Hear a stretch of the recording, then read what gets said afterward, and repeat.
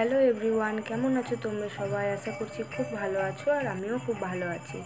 তো দিনটি ছিল রামনবমীর দিন। সন্ধ্যাবেলায় আমরা একটু ঘুরতে বেরিয়েছিলাম। তো আমরা প্রথমে এলাম মায়ের মন্দির, মা ফুল্লরা মন্দির, সতীপীঠের একটা পীঠ। আমাদের বাড়ি থেকে যে 10 মিনিটের রাস্তা।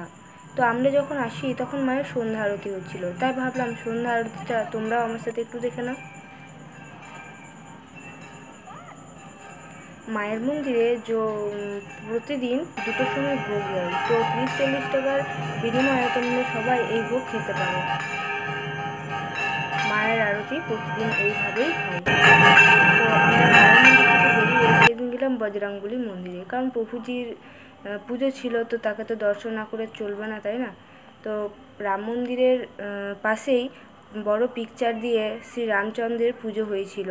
তো সেখানে ভোগও দিচ্ছিল, আমরা ভোগ খেলাম, সেই ভিডিওটা শেয়ার করতে পারলাম না। তো আজকে এই পর্যন্তই, টাটা।